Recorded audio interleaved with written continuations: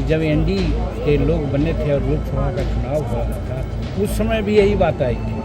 तो जो कन्वेनर बने वो प्रधानमंत्री का उम्मीदवार कहाँ बने?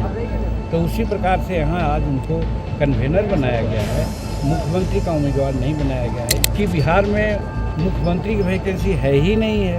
नीतीश कुमार मुख्यमंत्री हैं, आगे भी उनके नेतृत्व में मुख्यमंत्री लड़ाई लड़ेंगे एनडीए का। तो एनडीए अभी जितना है वो इससे सशक्त रूप में 2025 में 225 सीट लेकर के आए। तेजस्वी यादव ईडी गठबंधन के संयोजक हो सकते हैं लेकिन मुख्यमंत्री नहीं। नमस्ते, हमारा नाम दीपक है और आपने देखना शुरू कर दिया है लाइव सिटीज। जी हाँ, बिल्कुल सही सुन रहे थे आप। जीतन राम मांझी जो केंद्रीय मंत्री है उन्होंने ये बयान दिया है कि नीतीश कुमार के ही नेतृत्व में बिहार में चुनाव लड़ेगा एनडीए। और वो ये भी कहते नजर आ रहे थे कि नीतीश कुमार ही मुख्यमंत्री रहेंगे, पहले भी थे और आज भी रहेंगे। उन्होंने ये भी कह दिया है कि नीतीश कुमार के अलावा कोई और मुख्यमंत्री नहीं बनेगा। वो ये भी कह रहे थे कि मुख्यमंत्री की कोई वैकेंसी नहीं है।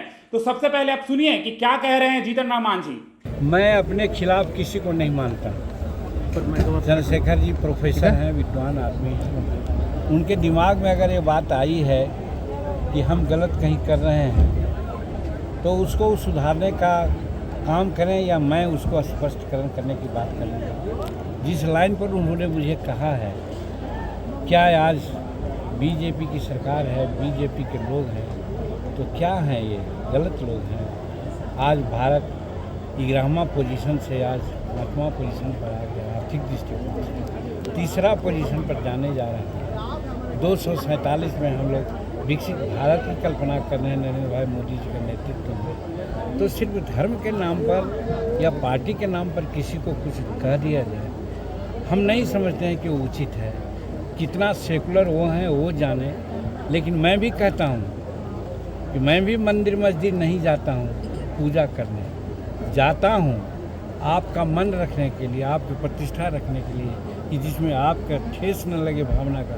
तो किसी की भावना को कदर करना वो कोई रूढ़िवादिता नहीं है। इस चीज़ को प्रोफेसर साहब समझें। अभी कहाँ माना है, अभी तो उनको कन्वेनर माना है। तो इसके लिए हम यही कहना चाहते हैं कि जब एनडी के लोग बने थे और लोकसभा का चुनाव हो रहा था उस समय भी यही बात आई थी। तो जो कन्वेनर बने वो प्रधानमंत्री का उम्मीदवार कहाँ बने? तो उसी प्रकार से यहाँ आज उनको कन्वेनर बनाया गया है, मुख्यमंत्री का उम्मीदवार नहीं बनाया गया है। एक और दूसरी बात कि बिहार में मुख्यमंत्री की वैकेंसी है ही नहीं है। नीतीश कुमार मुख्यमंत्री हैं, आगे भी उनके नेतृत्व में मुख्यमंत्री लड़ाई लड़ेंगे और आगे भी वो मुख्यमंत्री रहेंगे। ये दृढ़ निश्चय है हमारे एनडीए का। तो यहाँ वैकेंसी कहाँ है? रही बात एनडीए का, तो एनडीए अभी जितना है वो इससे सशक्त रूप में 2025 में 225 सीट लेकर के आए। सर, आगामी विधानसभा चुनाव तो आप सुन रहे थे कि जीतन राम मांझी ने कई सवाल खड़े किए हैं वक्फ बिल नीतीश कुमार को लेकर। जो वो बात कह रहे थे कि नीतीश कुमार के अलावा बिहार का मुख्यमंत्री कोई और नहीं हो सकता है, एनडीए उन्हीं के नेतृत्व में चुनाव लड़ेगा।